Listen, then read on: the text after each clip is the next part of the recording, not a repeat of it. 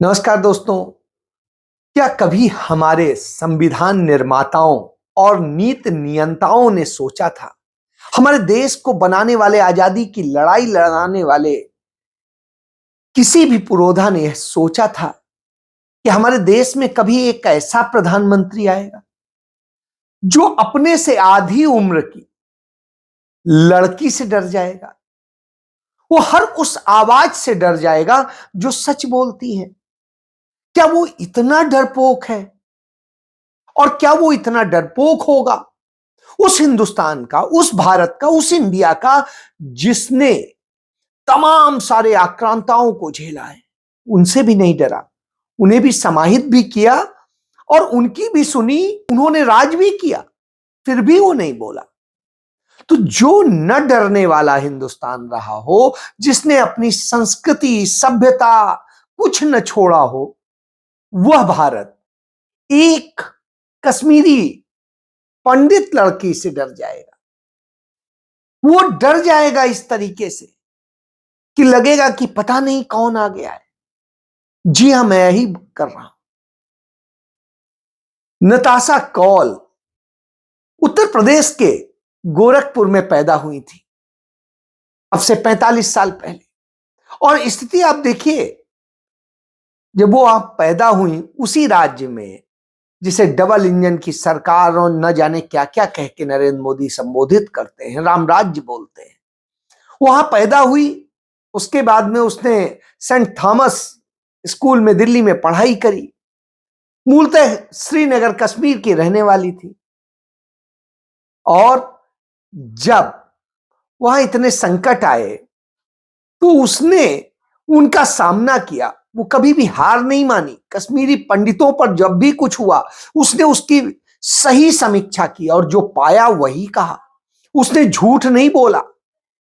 बस शायद इसीलिए नरेंद्र मोदी को डर लगता है, क्योंकि कश्मीर फाइल्स बनवा के अपनी सांसद के पति को, अपने तमाम सारे उन लोगों को जो उनकी चाटुकारिता करते हैं, उनको मुनाफा देने की पूरी दुकान खोल रखी हो, तो ऐसी स्थिति में निश्चित रूप से जो सच बता देता होगा उससे डर लगता है।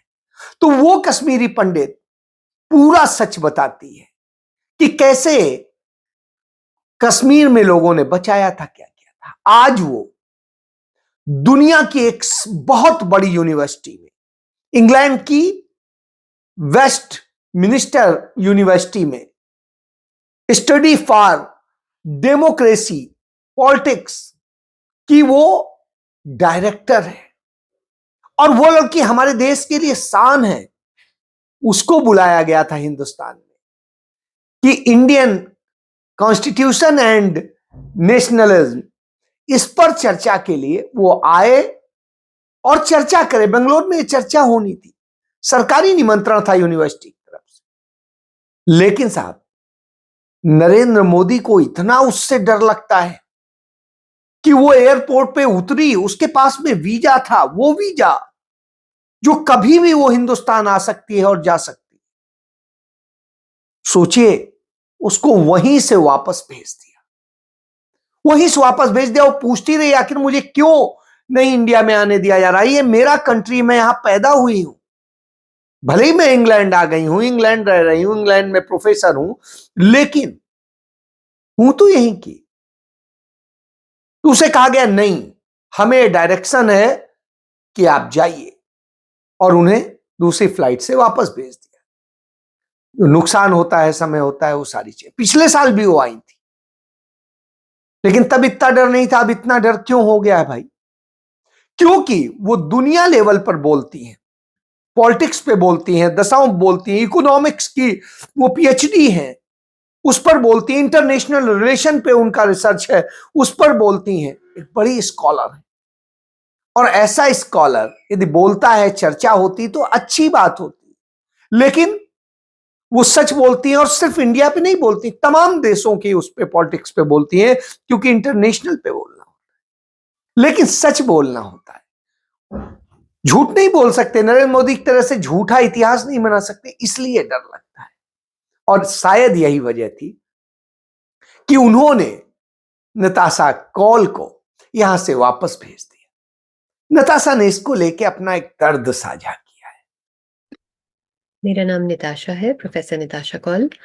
मेरे बारे में पिछले दिनों में कई लोगों ने कई बातें कही हैं, इसलिए मैं डायरेक्टली आप लोगों से, स्पेशली जो लोग इंडिया में हैं, उनसे ये कहना चाह रही हूँ कि इंटरनेट पे, सोशल मीडिया पे इतना मिस इन्फॉर्मेशन और डिसइन्फॉर्मेशन है, इतना कैरेक्टर असैसिनेशन है, इतना नफरत है, इतनी नफरत भरी हुई है, और इतनी ऐसी ऐसी बातें कही जा रही है मेरे बारे में जो कम्प्लीटली झूठ है, जिनका कोई बेसिस नहीं है फैक्ट में। तो मैं डायरेक्टली आपको ये मैसेज भेजना चाह रही हूँ ताकि मैं ये कह पाऊँ कि मेरा कोई एजेंडा नहीं है। अगर कोई स्टेट और गवर्नमेंट सेम चीज नहीं होते, अगर कोई किसी देश की सरकार को क्रिटिसाइज करता है, तो उससे इस तरह से बदला नहीं लेना चाहिए। पर्सनल वेंडेटाज नहीं उसके अगेंस्ट करने चाहिए। जब मैं एक प्रोफेसर हूँ, पॉलिटिक्स एंड इंटरनेशनल रिलेशंस की प्रोफेसर हूँ, ये मेरा फील्ड है। मैं डेमोक्रेसी पे लिखती हूँ, सिर्फ इंडिया के बारे में नहीं, दूसरी कंट्रीज के बारे में भी, लेकिन हाँ, इंडिया के बारे में पिछले 10 साल में काफी चेंज आया है।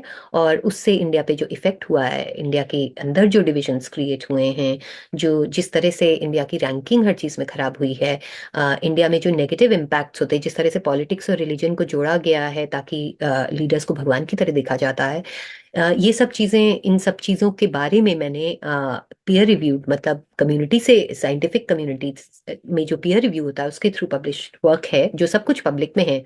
लेकिन जब मैं वहां आई उस कॉन्फ्रेंस के लिए, जिसके लिए मैं 2 दिन के लिए आ रही थी, और कर्नाटका की गवर्नमेंट से मेरा इनविटेशन था, एक कॉन्स्टिट्यूशन पे कॉन्फ्रेंस थी, मुझे बिना कोई रीजन दिए डिटेन करके डिपोर्ट किया गया, और मुझे कहा गया कि और मुझे ताना दिया गया कि मैं आरएसएस को क्रिटिसाइज कर चुकी हूँ, राम माधव को क्रिटिसाइज कर चुकी हूँ।